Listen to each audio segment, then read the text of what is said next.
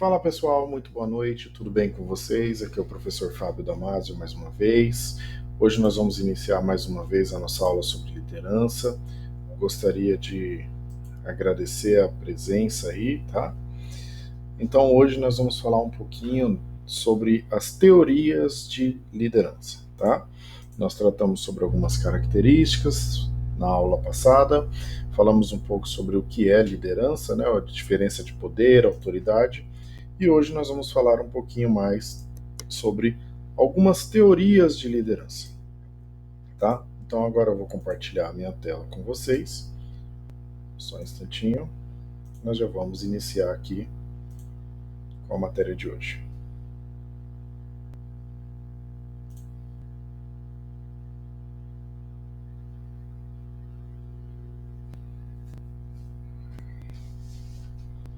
Só um instantinho que está abrindo.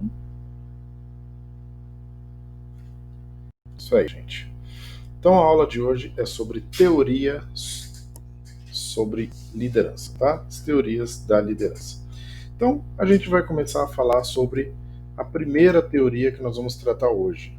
Teoria dos traços de personalidade, tá? Vocês vão perceber, gente, que a maioria das teorias elas estão relacionadas a algum tipo de autor, algum pensador, tá? Então, começando aqui pela teoria dos traços da personalidade, só um instantinho.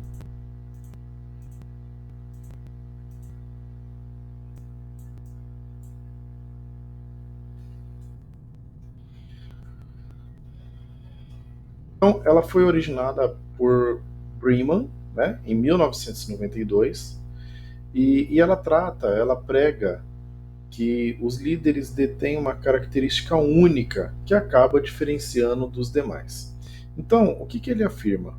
Que devido ao fato de ser encontrado entre os principais líderes características similares, e aí sendo elas sociabilidade, então são pessoas sociáveis, habilidades interpessoais, autoconfiança, domínio, fluência verbal, são pessoas que falam muito bem, e busca de responsabilidade, tá?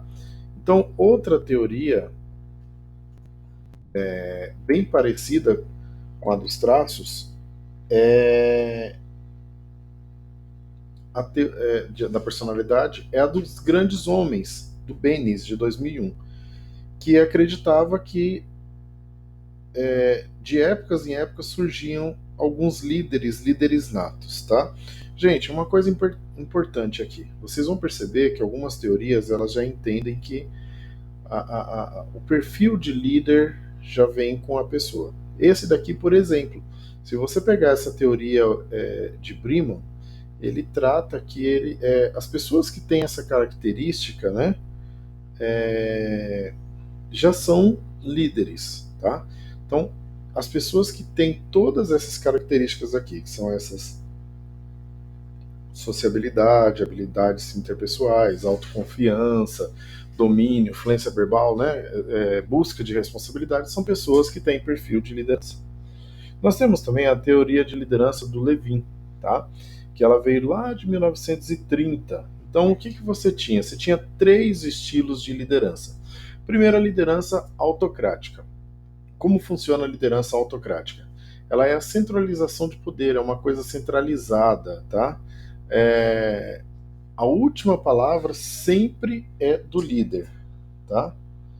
Então, liderança autocrática, isso daí acaba sendo uma teoria mais autoritária, tá?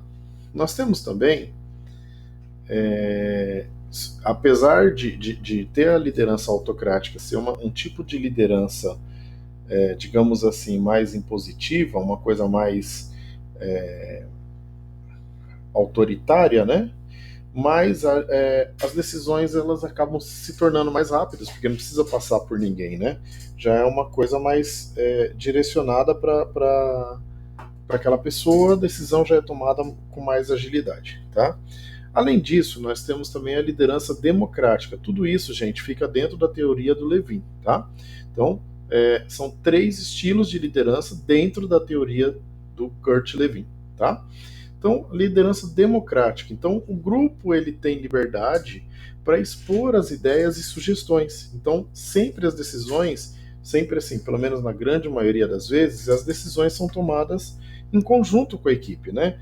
Então você, antes de tomar decisão, qualquer tipo de decisão, o líder ele consulta a sua equipe para poder decidir aquilo que ele vai ter que decidir.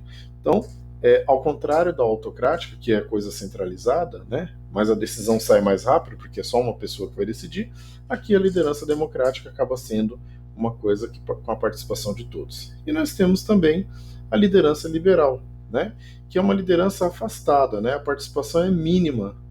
Então, assim, geralmente o grupo ele é mais solto, né? Não tem uma participação intensa do líder, né? A equipe anda por si só. Então, a autoridade dentro da equipe, ela não está em uma só pessoa, né? Ao contrário, aqui a diferença dela para a democrática é que na democrática, apesar de consultar a equipe, tem a figura do líder, né? Na liberal não, já é uma coisa mais solta, né? A autoridade está distribuída entre a equipe, tá? Nós temos também a teoria da liderança da Universidade de Michigan, tá? Deixa eu só tentar.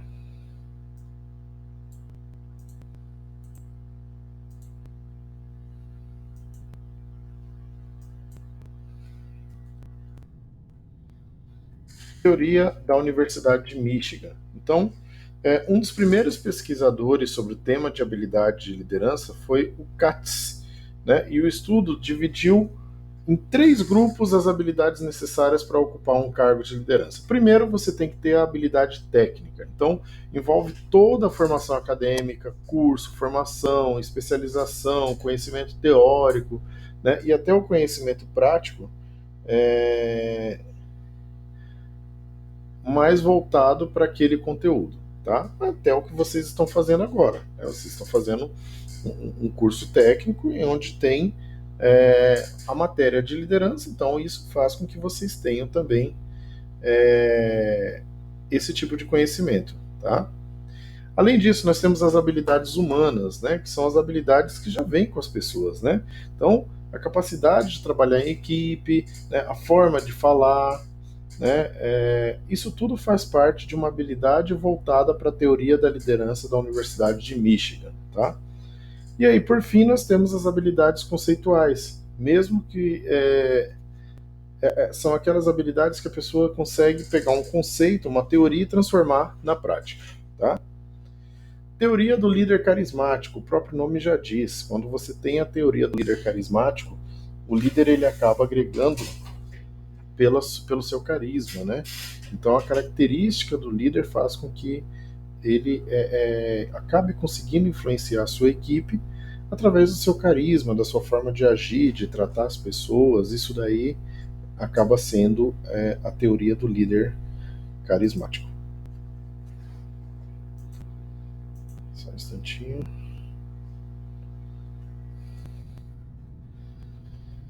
Nós temos também a teoria baseada na cultura organizacional.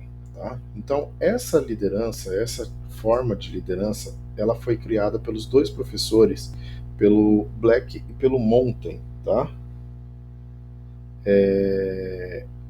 Então, foi feita uma matriz de classificação de liderança que acaba permitindo avaliar o tipo de liderança que é exercido. Então, é como se fosse uma demonstração gráfica. Né? O gráfico ele vai de 1 a 9, né? E aí você acaba identificando a forma de liderança, tá? O campo com nota 1,1 é a gerência empobrecida, então não existe preocupação com nenhum dos 2 eixos, tá? Então você acaba empenhando o mínimo de esforço em suas atribuições, delegando o máximo de informações. O campo que está aqui com a nota 1,9 são líderes de clube. O líder demonstra muita preocupação com as necessidades dos funcionários. O ambiente é ótimo para convívio, porém é deficiente nos resultados e na produção. Você vê que aqui o resultado acaba não sendo muito positivo. O campo com nota 5,5 é o meio termo, né? Então a liderança começa a ser mais equilibrada entre os eixos, porque você tem um eixo voltado para pessoas e o outro eixo voltado embaixo aqui para produção, tá?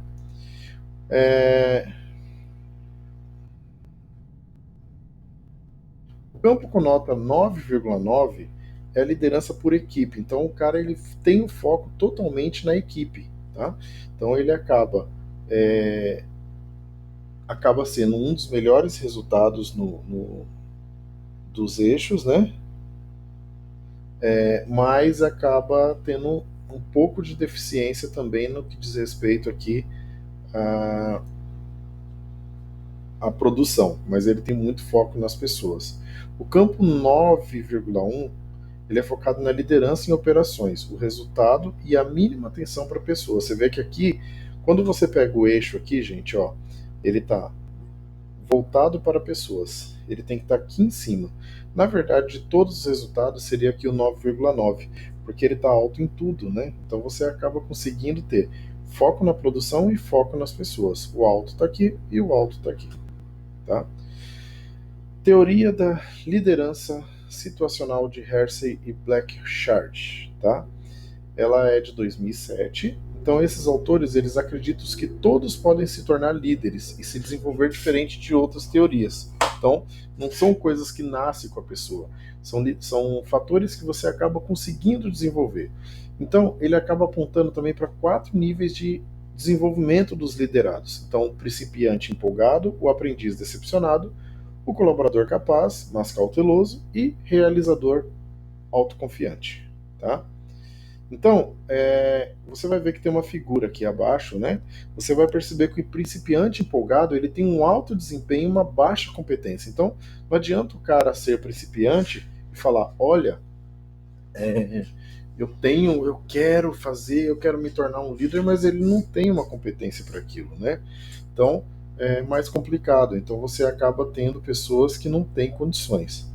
O aprendiz decepcionado ele já é ciente da sua competência baixa, né?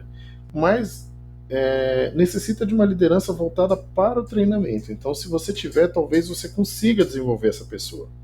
O colaborador capaz ele precisa de um líder que apoie sempre, né? As suas ações e aceite suas decisões. Ele tem que ter alguém ali ao lado dele, porque ele sozinho acaba não funcionando.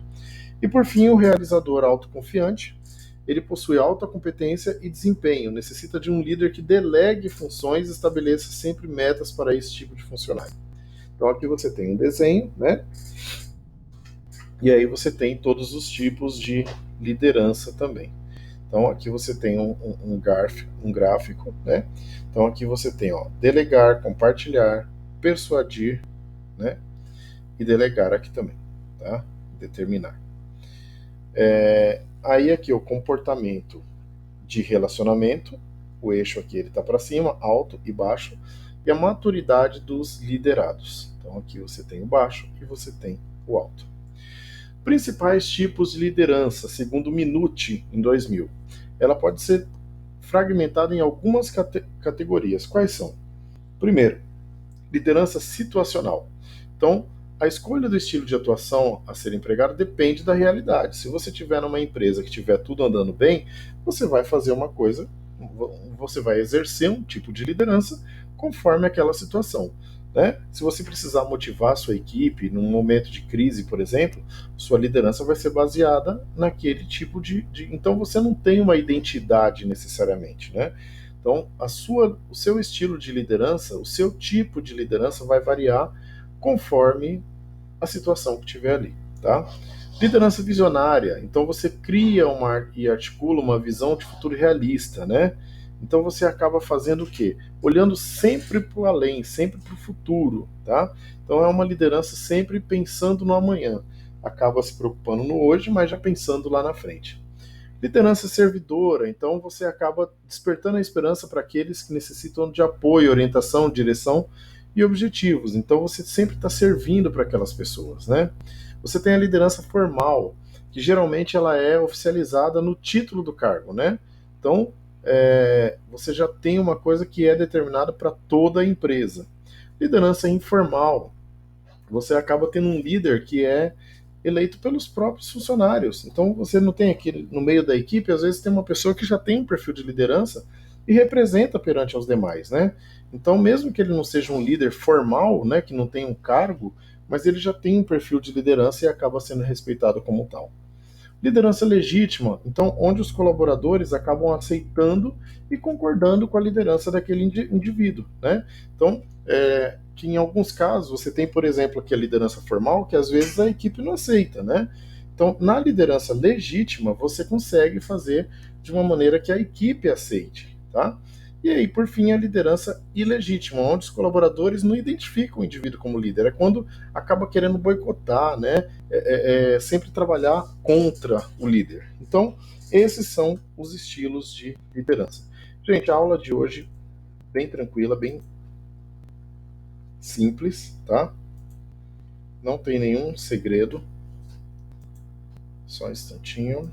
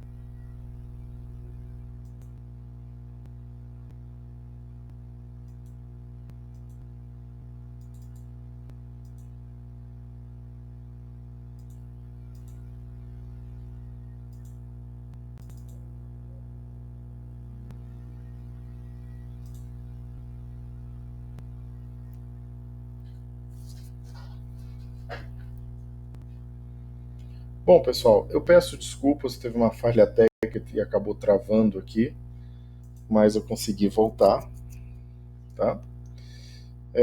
Então é isso, gente. Esses são os estilos de liderança. Eu vou pedir para vocês, então, agora assistir ao outro vídeo que vocês conseguirão trabalhar melhor agora, que é um vídeo de apoio, tá bom? Muito obrigado pela atenção e a gente vai para o grupo agora.